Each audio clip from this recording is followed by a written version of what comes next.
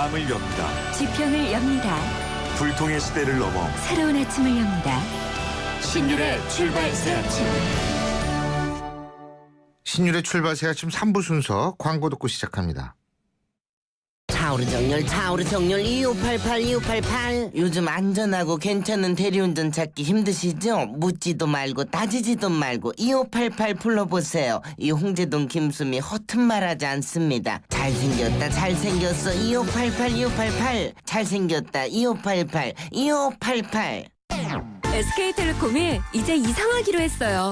새로운 건 처음엔 다 이상해 보이잖아요? 그때까지 없던 거니까. SK텔레콤도 지금까지 없던 새로운 세상을 만들겠다. 그 말이죠.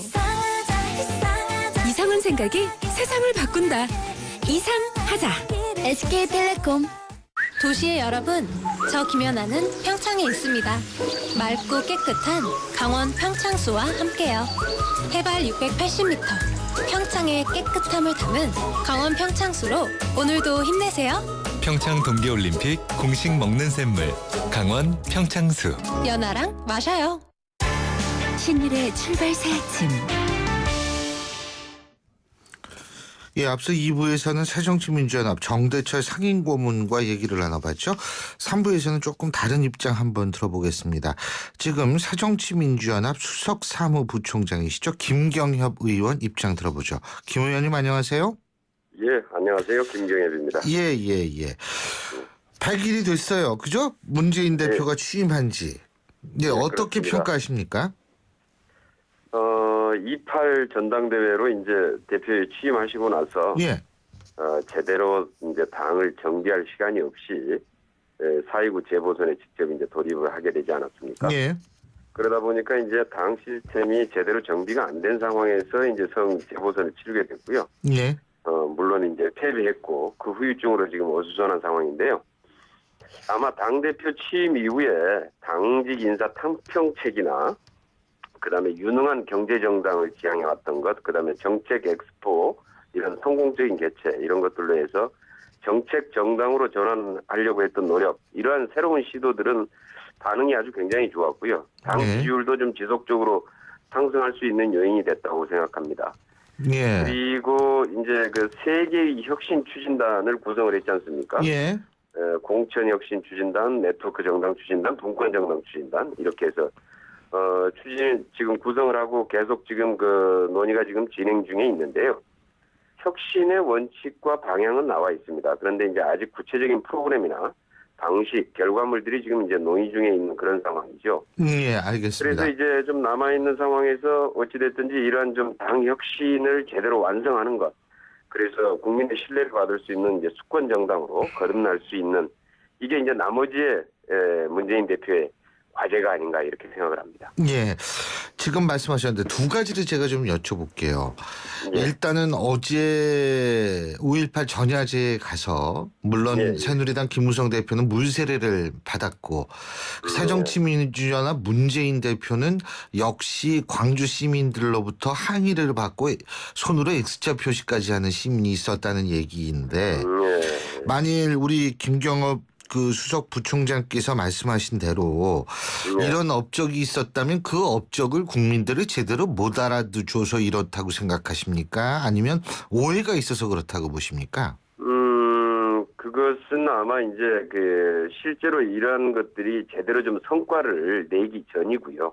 그러니까 쭉 이제 아직까지 새로 이제 이러한 그 혁신 추진단 같은 구성을 하고 새로운 시도들을 지금 하고 있잖아요. 예. 당의 시스템을 사실 정비한다는 게 저희들은 이제 당초에 금년 연말까지 이렇게 목표를 잡고 갔기 때문에 아마 그 시간이 좀 상당히 걸리는 사안입니다. 그래서 좀 그런 상황에서 이제 재보선 패배라고 하는 이런 좀 이제 그 좀 악재를 만났는데 이런 것들에 대해서 좀 더 이제 광주 시민들의 입장에서 더 좀 정신 차리고 열심히 해라. 예. 이런 채찍으로 받아들여야죠. 그리고요.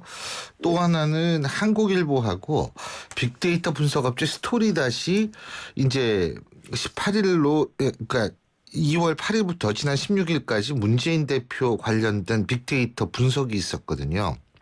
예. 근데 빅데이터 분석 결과를 보면 이 문재인 대표 관련 긍정어는 24.1%고 부정어 비중이 58.8%였다는 한국일보 보도가 있습니다. 이 부분은 어떻게 보십니까?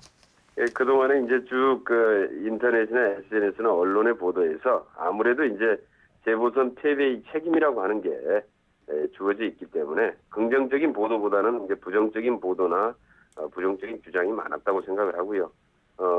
깊이 새겨드려야 될 대목이 아닌가 이렇게 생각을 합니다. 예, 보도 때문에 그렇다. 언론 보도 때문에, 그죠? 아니 보도 때문만이 아니라 실질적으로 이제 선거에 졌기 때문에 예. 거기에 대한 책임 문제나 원인 분석이나 이런 문제들이 계속 진행이 될 것이고요. 아무래도 패배한 입장에서 뭐 이 칭찬보다는 좀 더 채찍 이런 게 좀 많지 않겠어요? 그렇다면은 지금 온라인상에서 책임이요. 예? 네. 이 책임이라는 거를 어떤 식으로 지지 못했다라고 많은 사람들이 생각하는 거 아니겠어요? 그 책임 얘기를 참 많이 하시는데 책임을 지는 방법은 여러 가지가 있다고 생각해요. 예. 이제 막연하게 지금 현재는 책임을 져라. 그런데 사퇴는 하지 마라. 이제 이런 상황이기 때문에 예. 이것의 의미를 좀 어떻게 해석을 할 것이냐. 이게 중요하겠죠. 이게 이제 책임을 어떻게 질 것이냐의 방법이고요. 예. 그래서 지금 이제 새로 전당대회를 통해서 당 지도부가 구성된 지 얼마 안 됐기 때문에 예. 당초에 가지고 왔던 계획이나 당의 혁신 부분을 제대로 추진해서 완수하라. 이런 명령으로 받아들여야죠. 예. 그리고 또 한 가지는 왜 지난번에 이게 공개성 비공개 문건이라고밖에 표현이 안 될 텐데요. 그죠? 공개성 비공개 문건이. 왜냐하면 비공개를 한다 그랬는데 공개가 다 돼버렸잖아요. 이게.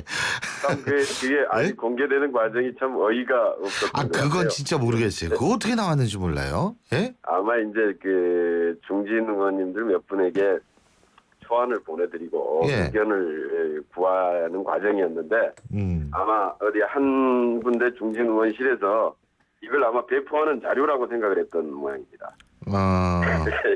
그래서 그 실수가 있었다고 벌써 이미 계속 나왔어요. 예. 근데 이제 이게 어쨌든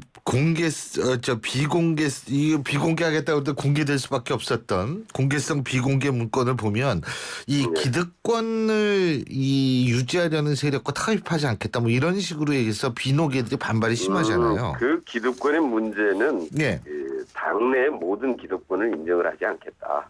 다 내려놓고 새로 시작하자 이런 의미고요. 어떤 특정 한 계파나 이런 걸 염두에 두고 한 얘기는 아닙니다. 그러니까 지금 현재 만약에 문재인 대표 스스로도 아직 기득권을 가지고 있는 게 있다 그러면 다 내려놓을 것이고 그리고 이제 뭐 공천권이나 인사권이나 이런 것들도 이미 다 오래전부터 이제 그렇게 해서 천명을 했고요. 당내에 우리 지금 현재 만약에 현역 국회의원으로서의 기득권을 가지고 있다면은 그런 것들도 다 내려놓고 시작을 해야 된다 이런 의미죠. 근데 이제 그 비노 측에서는 친노들이 기득권을 갖고 있는데 지금 우리한테 기득권 갖고 있다고 이게 말이 되느냐 이 얘기거든요. 예? 친노가 어떤 친노를 얘기하는 건지 잘 모르겠어요. 그리고 또 차라리 저는 좀 그런 친노 비노 이런 표현보다는요. 차라리 그냥 주류 비주류 그냥 이렇게 하시든지 아니면 당내 의견 그룹들이 있지 않습니까? 이 명칭을 쓰는 게 낫지. 사실 우리 당은 사실 김대중 노무현 대통령의 정신과 가치를 계승한다 이렇게 돼 있고요. 따라서 전부 다 이제 김대중, 친 노무현 아닙니까? 그래서 사실 당내에서 친노 비노라고 나누는 건 옳지 않습니다. 그리고 사실 이제 그 노무현 대통령이 무슨 계파의 수장도 아니고요. 그리고 또 고인에 대한 예의도 아니라고 생각합니다. 그래서 친노 비노 이런 표현은 당내에서 이제 없어져야 된다 이렇게 생각합니다. 그렇군요. 근데요, 어차피 이제 우리가 속칭 말하는 비노라고 그런 표현을 하겠습니다. 이 좀 전에 그 문재인 대표가 왜 초계파적 혁신기구 구성하겠다고 그랬잖아요. 근데 이거를 실제로 반대쪽에서는 이것도 결국은 나눠먹기다. 나눠먹기 안 하겠다고 그러는데 나눠먹는다 이런 얘기 있던데요.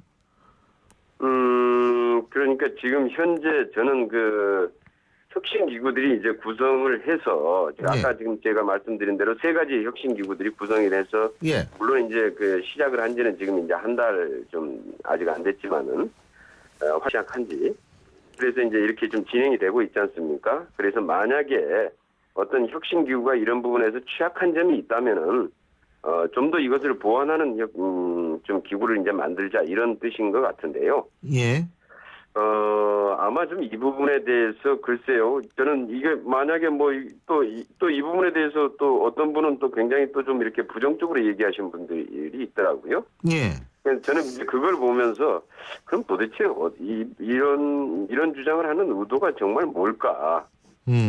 사실 그게 좀 궁금했어요. 의도가 저도 뭐라고 아직도- 생각하세요?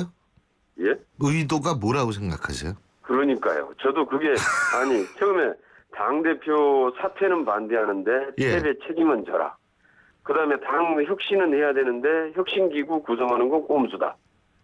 그러면은 어떻게 하자는 얘기인가요? 근데- 아니 우리 저 신율 진행자께서는 이게 무슨 뜻으로 보입니까? 글쎄 저도 모르니까 제가 여쭤본 건데요. 근데 저도 잘 모르겠어요. 이게 어떤 뜻인지. 근데 그러니까 실제로 이제 이런 주장이 오해를 받는 게 예. 사실 명확해야 되잖아요. 예. 혁신은 이러이러한 문제들을 이렇게 혁신을 하자. 예. 내지는 그것을 어떤 기구를 통해 추진하자 할지 어떤 방식으로 이런 게 좀 주장이 좀 명확해야 되는데 이런 것 없이 단지 그냥 갖다 뭐 책임져라 혁신국을 구성하려고 그러면 꼼수다 이렇게 얘기하는 건 그냥 단지 그냥 그 문 대표 압박용 정치 공세 뭐 이런 거 아닌가요? 근데요. 받아들일 수밖에 없는 거죠. 사퇴는 반대하고 책임은 져라라고 얘기하는 분들도 있지만 사퇴하라고 얘기하는 분도 있잖아요. 하라는 분은 뭐 두 분 계시는 것 같은데요. 대체로 다 사퇴 반대. 예. 사실 다른 이제 분 당 내부에서 지금 당 내부에서 그 의견 표명을 안 하시는 의원님들이 예. 당내 내분이 좀 더 격화되는 것으로 외부에 이제 비춰지는 것들에 대한 경계. 그래서 이제 말씀을 안 하고 계시는데요. 예. 대체로 저번에 이제 의총할 때도 전체적으로 분위기는 사퇴가 정답이 아니라 사퇴하지 말고 제대로 당을 책임 있게 이끌어라. 이런 뜻입니다. 예. 한 가지만 더 여쭙겠는데요. 이게 네. 고문분들이 말씀이 굉장히 이제 세게 나오시는 것 같아요. 네. 이용희 상임고문 같은 경우에는 그 이제 문재인 대표의 공개성 비공개 문건을 두고서 이 YSDJ도 다 했다. 이거 했다라는 건 나눠먹기, 지분 나눈다는 거죠. 혼자 다 하겠다는 문 대표가 북한 김정은과 다른 게 뭐냐. 이렇게 아주 강한 발언을 했는데 이 부분은 어떻게 보십니까? 이분은 아직까지 우리가 지금 공천혁신추진단에서 그때 좀 1차적으로 발표한 게 있습니다. 그리고 예. 최고위 의결까지 거친 게 있는데요. 지금 현재 새정치민주연합의 공천 방식은 권리당원 40% 그리고 네. 일반 국민 60% 이렇게 해서 참여 경선을 원칙으로 하고 예. 그리고 만약에 지금 여야 간에 지금 오픈 프라이머리 논의가 지금 진행 중이지 그렇죠. 않습니까? 그래서 오픈 프라이머리가 여야 합의가 되면은 이것을 수용하는 것으로 최고위원회에서 이미 의결이 돼서 예. 이미 지금 공천권은 당원과 국민들께 돌려드리는 것으로 내려놓고 있는 상황입니다. 그런데 마치 이것을 이 개파간에 나눠 먹기로 해야 된다. 저는 동의할 수 없고요. 오히려 정말 이것은 혁신해야 될 아주 낡은 정치, 구태 정치 아닌가요? 그리고 이렇게 해서는 당연히 미래가 없습니다. 예. 이렇게 해서도 안 되고요. 예. 알겠습니다. 그래서, 예. 예, 잘 알겠습니다. 오늘 말씀 여기까지 듣겠습니다. 고맙습니다. 예, 감사합니다. 예, 지금까지 새정치민주연합 김경협 수석사무부총장이었습니다.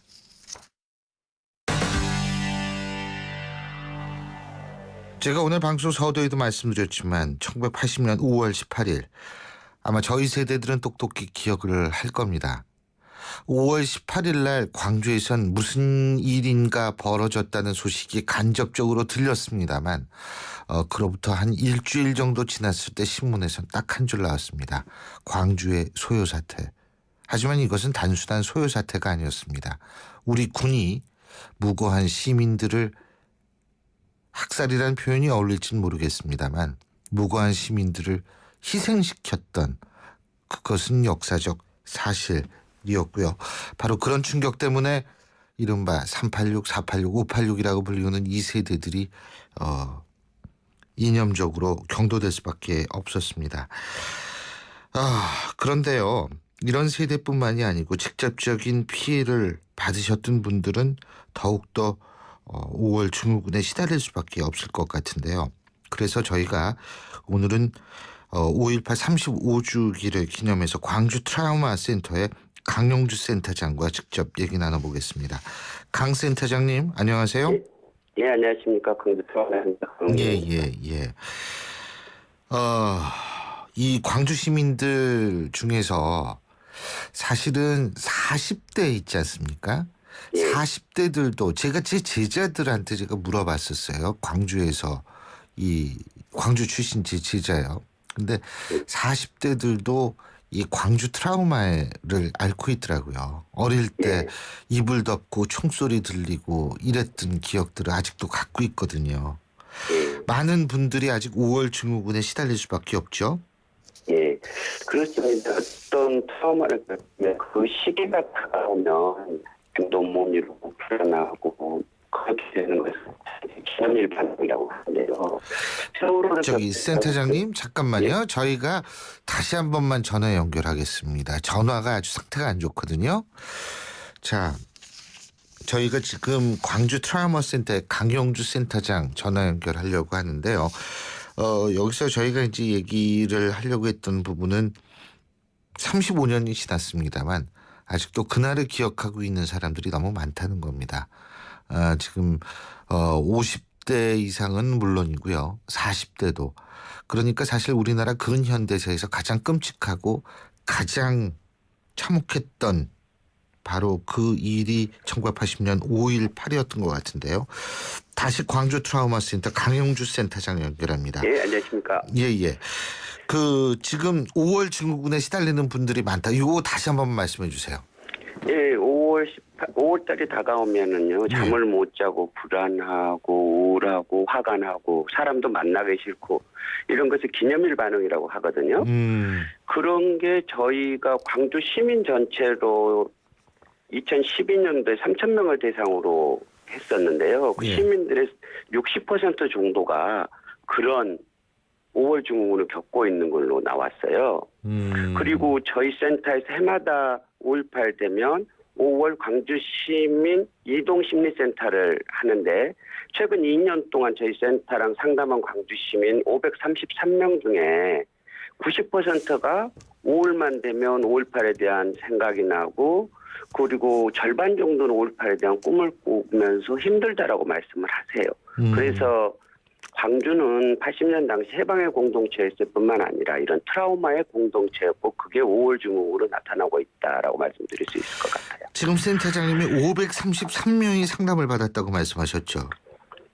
저희들이 그렇습니다. 시민들을 상대로 해서 간이 검사를 한 게 533명 정도. 간이 검사요. 그렇다면 상담을 받거나 치료를 받은 분들은 숫자가 어느 정도 됩니까? 저희들이 2년 반 동안에 저희 센터에 와서 하신 분 361명인데요. 그중에서 8주나 12주 이상을 프로그램을 진행하신 사람들은 260명 정도 됩니다.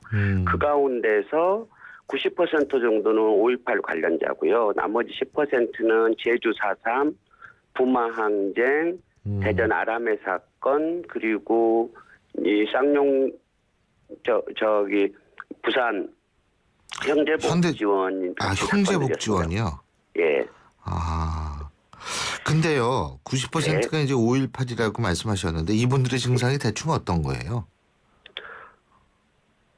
지금도 이렇게 불안하고 잠 못 자고 조금만 일이 있으면 화가 나고 그래서 이제 이번에 5.18 때 니물유한 행진곡 같은 걸 못 부르게 하잖아요. 그러니까 그때 저희 유족들은 그렇게 말씀하세요. 세상에 변한 게 뭐 있냐.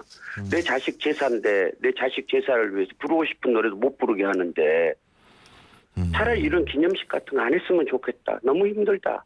이렇게 말씀하시죠.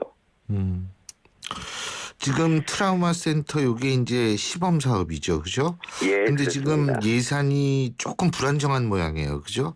애로사항이 좀 많다고 그러는데 현재 상황이 어떻고 바라고 싶은 점 간단하게 말씀해 주시죠. 예, 저희들은 보건복지부 시범 사업에서 언제든가 이게 끝날 수 있거든요. 그렇지만 어쨌든 트라우마 센터 우리나라 최초로 만들어져서 이만큼 될 수 있었던 것은 시민들 그리고 이 문제에 관심 갖고 좀 많은 사람들의 도움 덕분이었다고 생각을 하고요. 예. 부족한 점이 있지만 이건 우리나라의 국격이나 품격을 높이는 문제여서 정부나 우리 지방자치단체 좀 더 적극적으로 개입을 해주는 게 좋지 않을까 그런 생각을 합니다. 좀 더 적극적으로. 예, 잘 알겠습니다. 여러 가지 열악한 상황에서 필요한 일을 하시는데, 예, 이런 좀 얘기를 듣고 많은 분들이 또 관심을 갖고 도움을 좀, 주실 수 있으면 참 좋겠네요. 예. 여기 신율 선생님께서 자주 불러주셔서 사람들한테 얘기 많이 알리도록 해주십시오. 그러겠습니다. 예, 감사합니다. 예, 고맙습니다. 고맙습니다. 예. 예. 지금까지 광주 트라우마 센터의 강용주 센터장이었습니다. 델몬트가 새로 나왔어요. 싱싱한 과일로 꽉꽉 채우면 짠! 이게 바로 자연 맞춤 그린 주스. 과일 그대로 맛을 낸 건강한 델몬트 자연 맞춤 그린 주스. 우리 그린할까요? 가나다라 마바사 자차카타파 전해주고 싶은 얘기 바람 병에 담으면 한글이 모자랄지도 몰라. 병 하나에 담을 수 없는 초정탄산수 이야기. 파란을 일으키다. 초정탄산수. 가정의 달 5월 쉐보레 5대 차종과 함께하는 쉐보레 러브 패밀리 페스티벌. 지금 스파크, 크루즈, 말리부, 올란도, 캡티바 구매 시 최대 3년 무이자 할부 또는 최대 200만 원 할인.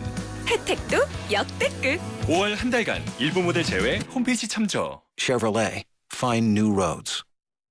신율의 출발세가 지금 3부 순서는 여기서 줄입니다. 잠시 뒤 4부에서 뵙죠.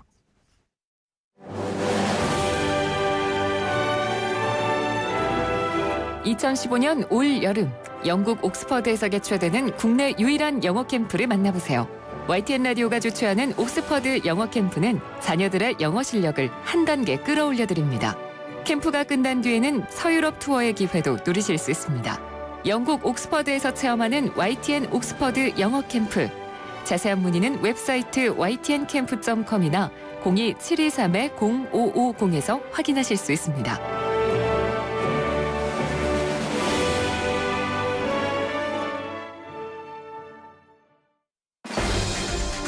날카로운 분석, 내일을 보는 시선, 신율의 출발 새 아침. 신율의 출발세가 지금 4부 순서 광고 듣고 시작하죠. 바람이 불어오는 곳. 다가오는 여름. 에어컨이 2개라면 얼마나 시원할까요? 바람에 내 몸 맡기고 하나의 바디, 2개의 에어컨. LG 휘센 듀얼 에어컨. 모두 다 하나 되어 대한민국 만세. 모두 다 행복하게 대한민국 만세. 마음을 나누어요. 행복을 만들어요. 다 함께. 광복 70주년 하나은행과 외환은행이 금융으로 대한민국 만세를 외칩니다. 대한민국 만세. 안녕하세요. 최지우입니다. 유플러스 제로클럽 시즌2 알고 계세요? 쓰던 할부금이 남아있어도 부담 없이 지금 바로 최신 폰과 만나세요. 6개월간 할부금 제로, 최신 폰을 부담 없이 갖는 유플러스 제로클럽 시즌2. 할부원금 6개월 납부 이후 24개월 균등 상환. 7월 31일까지 자세한 사항은 홈페이지를 참조해주세요. 안녕하세요. 차승원입니다. 제가 문제 하나 낼게요.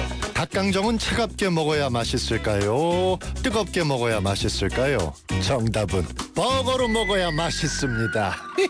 닭강정과 버거의 운명적 만남. 잡사바 롯데리아 강정 버거. 롯데리아. 신율의 출발세가 지금 4부 순서 본격적으로 시작하기 전에요. 자, 지금 교통 상황 알아보겠습니다. 8시 34분 15초 지나고 있는데요. 김미란 캐스터. 네, 출발시 아침 교통정보입니다. 아직은 출근길 정체가 도심 곳곳에 이어지고 있습니다. 우선 남부순환로 신월사거리에서 공항 입구 지하차도 부근, 지금 외발산 지하차도 조금 목간짐 1차로에서는 승용차와 승합차 간의 추돌 사고가 났습니다. 처리 작업을 하고 있는데요. 이 구간 잘 살펴서 지나시기 바랍니다.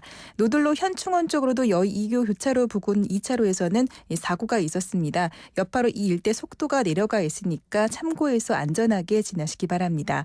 한강을 따라 강변북로 일산 방면 한남대교부터 반포대교 구간 2차로에서는 고장 차량이 서 있어 뒤로 오는 차량들이 동호대교부터 속도가 떨어지고 있습니다. 이전 천호대교부터 영동대교까지 밀려 지나고 있고 반대 구리 방면 방화대교부터 반포대교까지도 시속 20-30km 미만의 정체입니다. 나란한 올림픽대로 하남 쪽으로 아직은 방화대교부터 한강대교까지 밀리고 있는데요. 다시 동작대교 지나 반포대교 사이 시속 20-30km 미만입니다.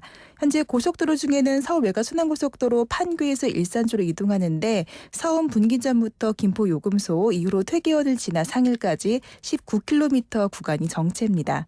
출발 시 아침 교통정보였습니다.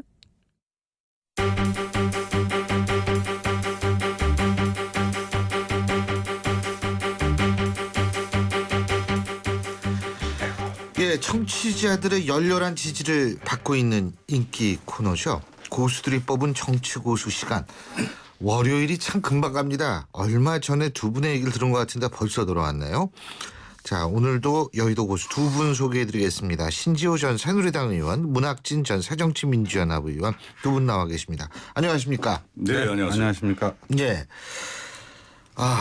예, 참 시간이 빨리 가요. 빨리 가는데 오늘이 5.18에서 또 우리 문학진 의원님께서는 좀 전에 저한테 이제 그런 말씀을 하셨는데 저희가 오늘 5.18이라는 것 때문에 오프닝서부터 좀 아까 광주 트라우마 센터 이렇게까지 다양하게 접근을 해봤습니다. 자, 정치 고수 이거부터 해보죠. 오늘은 좀 바꿔서 우리 문학진 의원님부터 고수. 거기 이 프로그램 시작하기 전날이면 작가한테서 연락이 와가지고 지난주에 고수 또 지난주에 하수 미리 꼽아달라고 그러는데 그때마다 이거 차 몰고 다니면서 아니면 어디 앉아가지고 그 주문 받으면 정확히 한 30분쯤 고민하게 돼요. 어제도 한 30분 고민했습니다. 고민하다가 또 주문을 하니까 고수. 지금 우리 당 내에서 동교동계라고 친하죠. 예, 그걸 고수로 뽑았습니다. 예, 고수. 동교동계 왜 그러시죠?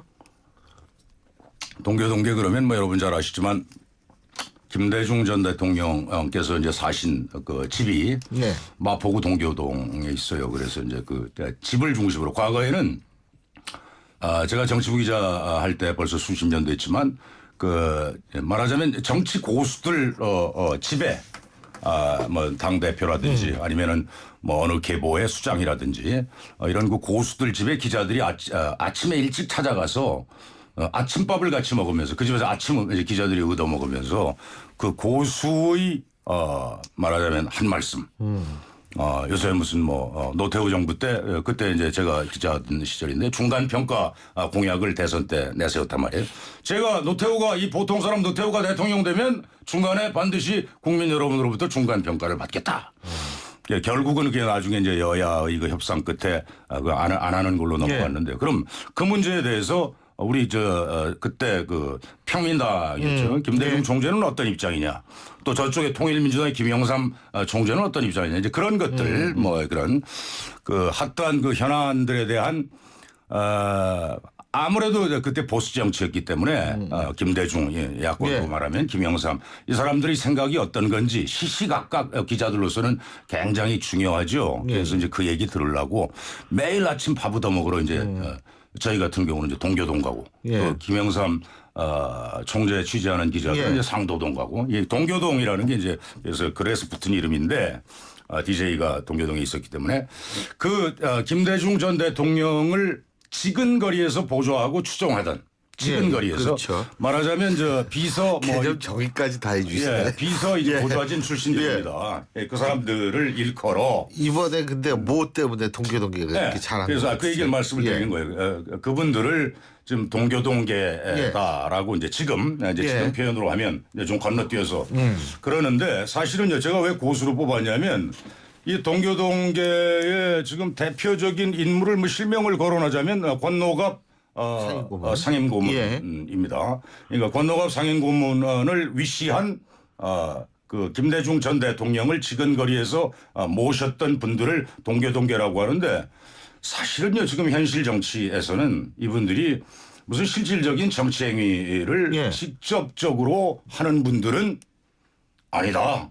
이렇게 보는 거예요. 왜냐하면 이걸 조금 이제 비유를 하자면 우리가 저 박근혜 대통령 취임했을 때 7월 8일인가요? 저 헷갈립니다. 하도 뭐 그런 것도 많아가지고 김기춘 전 비서실장 등을 을 포함한 무슨 좀 연로하신 분들, 과거 70년대 박정희 전 대통령 때 활동했던 분들이 말하자면 박근혜 대통령 주변에서 뭐 핵심 뭐 후견인 그룹이랄까요? 이제 이런 게 있다고 그래가지고 뭐 7인인지 8인회가 있다 그랬는데 그분들이 대개 연배가 70대 말 80대 뭐 이렇습니다. 그래서 시중에서는 야, 이게 박근혜 대통령이 그래도 아직은 그렇게 연로한 분이 아닌데 이렇게 과거 사람들로 이 후견인들이 있느냐. 근데 지금 동교동계라는 게 사실은 주는 그 이미지가 느낌이 그와 비슷해요. 지금 현실 정치를 하는 분들도 대개 아니고 실질적으로는 그 정치 행위 안 하고 실제로 적극적인 그런 어떤 역할도 안 하고 영향이 사실은 없습니다. 말하자면 상징적 존재인 거죠. 김대중 전 대통령이라는 후광 때문에. 그런데 동교동계가 이상하게 이런 측면도 있어요. 언론이 진소봉대한 측면이 있습니다. 그래서 지난 4.29 재보선도 뭐 동교동계가 지원 유세를 가네 마네. 그리고 문재인 대표 거기 가서 무슨 읍소를 하네 마네 도와달라고 이렇게 해서 주가가 급상승했죠. 그래서 실제로 한 요만한 어떤 그런 그 실체가 있다면 저는 그렇게 봅니다만 대개 그렇게 봅니다만 그래서 고수다. 근데 이게 크게 지금 보이는 것처럼 돼 있어요. 그러나 누가 그렇게 기획한 거라고는 안 보는데 나는 이거는 상당 부분 언론의 역할이 컸다. 이렇게 고수로 만들어주는데. 동교동계를 꼽으셨는데 동의하세요, 우리 신재호 의원께서? 예, 동교동계는 별로 저는 고수라고 보이지가 않아요. 예, 근데 제가 이번 주에 이제 고수로 뽑은 거는 또 뭐 제가 새누리당 출신이라서 꼭 그런 건 아니고 김무성 대표를 뽑았어요. 왜요? 왜냐하면 지난주 금요일 보니까 이 양반이 정치 감각을 완전히 회복했더라고요. 재보궐 승리 이후에 공무원 연금 졸속 합의를 하면서 굉장히 내리막길을 걸었는데 지난주 금요일 날 2건의 사건이 있었습니다. 언론에 보도된 거는 밤 8시 반부터 고위 당정청 회의를 열어서 공무원 연금 재협상을 시작하는데 그 재량권을 당에서 갖는 그러니까 당청 관계의 어떤 불협화음을 정리를 한 측면이 있는데 그 직전에 새누리당 사무처 당직자들 한 300명을 지난 재보궐선거 때 고생했다는 이유로 불러다가 저녁을 먹였어요. 근데 그 자리에 오세훈 전 시장도 이제 참석을 했는데 그 자리에서 김무성 대표가 마이크를 잡고 무슨 얘기를 했느냐. 나는 대권에 전혀 관심이 없다. 그리고 내년 총선 공천은 우리 당론으로 결정된 것처럼 지역구는 완전 국민 경선, 국민 공천, 오픈 프라이머리를 하는데 나는 비례대표 공천권도 행사하지 않을 것이다. 이런 얘기를 했어요. 근데 사무처 직원들 앞에서 왜 그런 얘기를 한 거 아니? 원래 비례대표 당선 안정권이 한 20번까지 보거든요. 거기에 사무처 출신들 있지 않습니까? 그렇죠. 국장급들 이런 사람을 꼭 한두 명 껴주거든요. 그게 이제까지의 관례였습니다. 그런데 내년 비례대표 공천권도 내가 행사 안 할 테니까 사무처 여러분들에겐 대단히 미안하다. 그렇지만 할 수 없다. 이렇게 얘기를 하면서 뭐라고 했느냐. 지금 새정치연합의 문재인 대표가 여러 가지로 당내 분란에 휩싸이는데 그거 간단하다. 공천권만 내려놓으면 다 해결되는 거다. 그러니까요.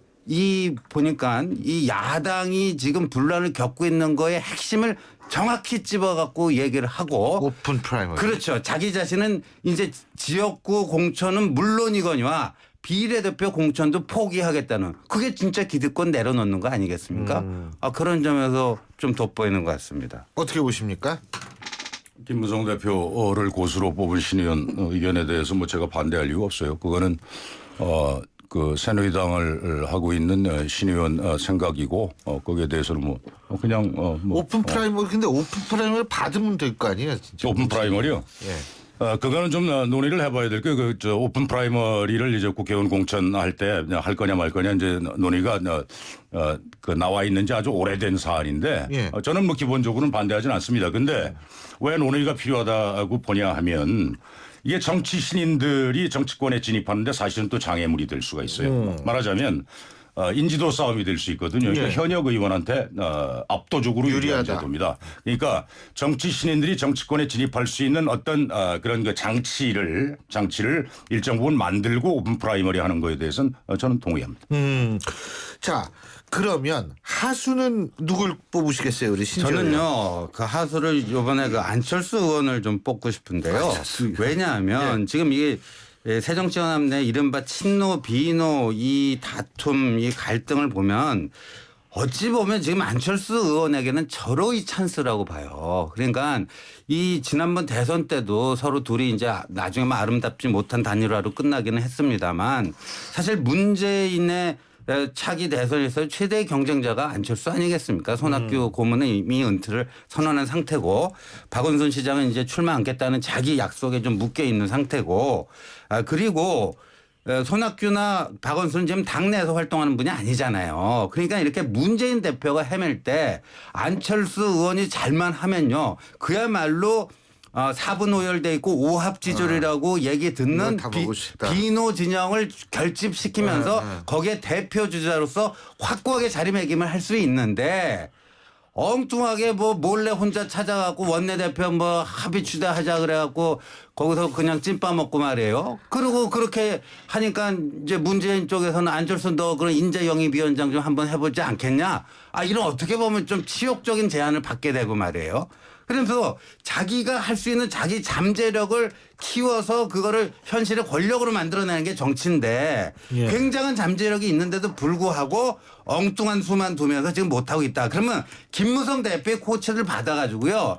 딱 맥을 찌르면 돼요. 문재인 대표 사태 이거 할 필요 없다. 그런데 핵심은 뭐냐? 공천권 내려놔라. 문재인 대표 당시에는 입만 열면 기득권 내려놓겠다는데 도대체 여태까지 내려놓은 게 뭐냐. 대표 사퇴 요구 안 할 테니까 공천권 내려놔라. 공천권 어떻게 내려놓는가. 지금 새누리당이 완전 국민 경선제 하자고 그러지 않느냐. 우리도 그거 같이 받아갖고 여야가 그 합의해서 선거법 개정해서 내년부터 그렇게 가자. 지금 말이에요. 제가 친노 쪽 얘기도 들어보고 비노 쪽 얘기 들어봤더니 이 핵심이 내년 공천권을 누가 어떻게 행사하는가인데 2월 8일 전당대 선거 과정에서는 문재인 후보가 오픈 프라이머리 하겠다고 해놓고요. 당선되고 나서 슬그머니 바꿔버렸어요. 근데 지금은 어떻게 돼 있느냐.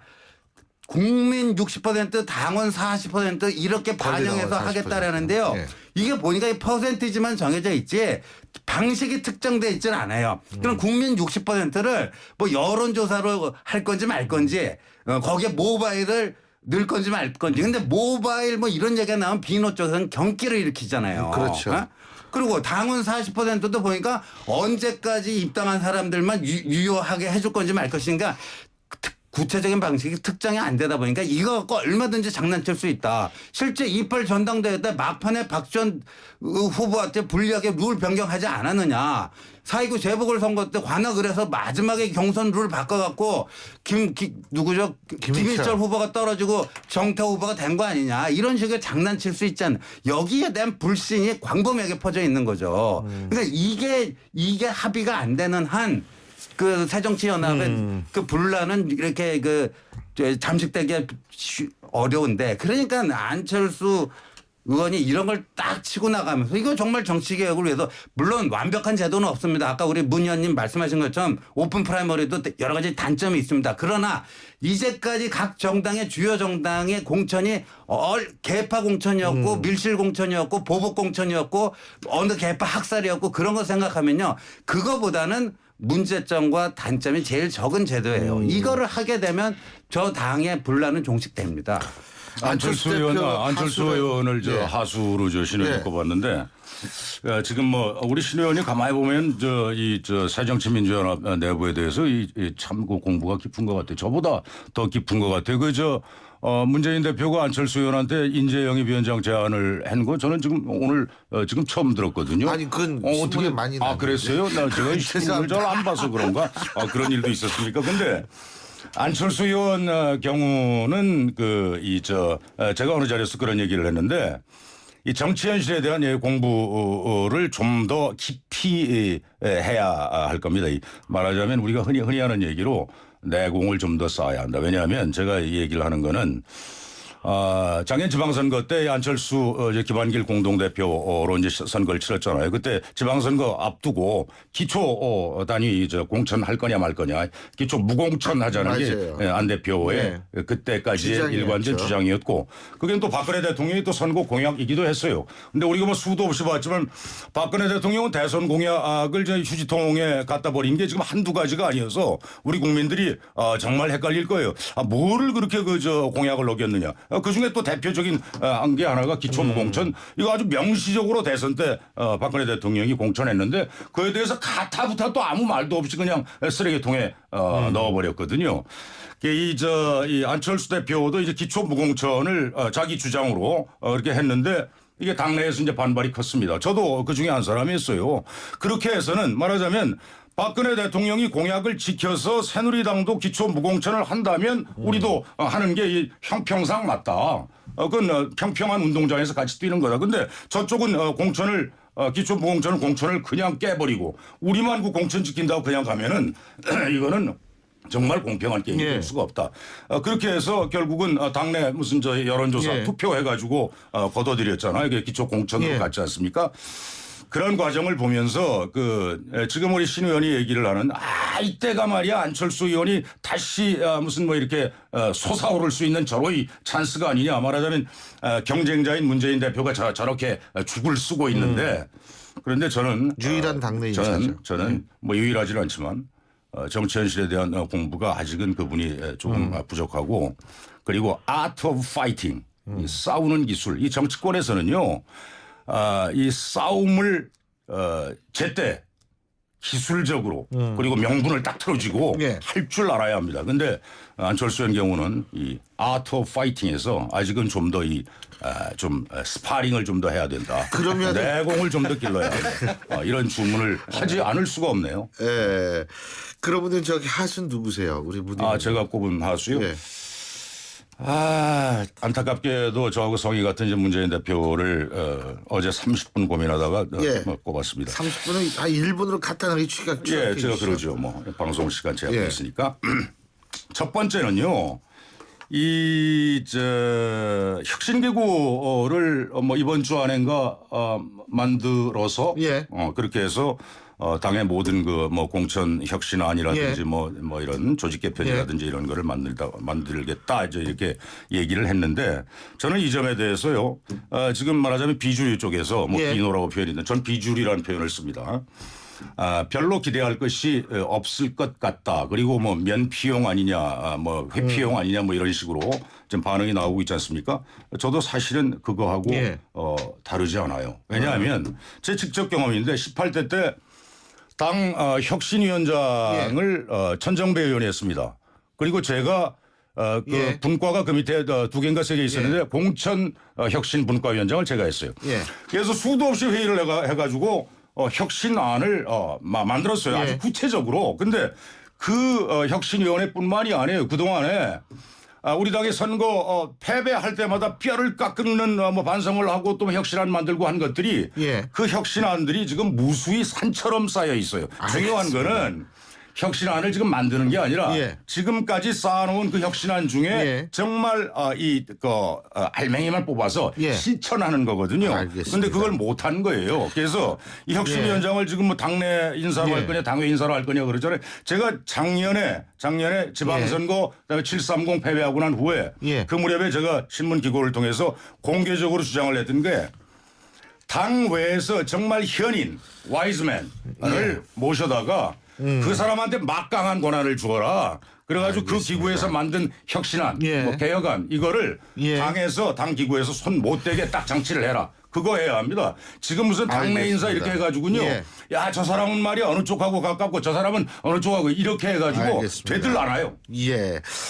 자, 시간이 벌써 후딱 지나갔네요. 벌써요? 벌써 지나갔습니다. 근데 어쨌든 새정치민주연합 쪽이 관심이 많이 가고 있는 시즌인 건 확실한 것 같습니다. 오늘 두 분 말씀 잘 들었습니다. 고맙습니다. 감사합니다. 감사합니다. 지금까지 신지호 전 새누리당 의원, 문학진 전 새정치민주연합 의원 두 분과 함께했습니다. 오늘도 하품하다 하루가 다 갔어. 잠깐 활력이 필요해. 기운이 뿅 생겨났어. 활력이 슝슝 생겨났어. 활력 비타민으로 채워주세요. 착한 드링크 비타오백. 금융은 당신의 행복을 살리고 시장의 활기를 살리고 기업의 새로운 기술과 가능성을 살리는 일입니다. 우와, 이런 금융 누가 하나요? 서민경제와 중소기업의 힘이 되는 신한은행이 살림의 금융으로 따뜻한 내일을 만들어갑니다. 신한은행. 피곤해. 또 야근이다. 대리님도 부장님도 모두 힘내요. 50년의 역사 있는 피로회복 드링크. 50년 역사? 영진 구론산 밤원드. 50년 동안 언제나 필요회복에 영진 구론산 밤원드. 5, 4, 3, 2, 1, 0. 5월엔 이자가 제로. 아반떼, 소나타 하이브리드를 5월에 구매하시면 최대 36개월까지 이자가 제로. 이자 부담 제로 프로모션. 선수율 20% 이상. 홈페이지 참조. New thinking, new possibilities. 현대자동차. 신율의 출발 새 아침 오늘 순서는 여기서 모두 줄이겠습니다. 전 내일 오전 7시 20분에 여러분 다시 찾아뵙겠습니다. 고맙습니다.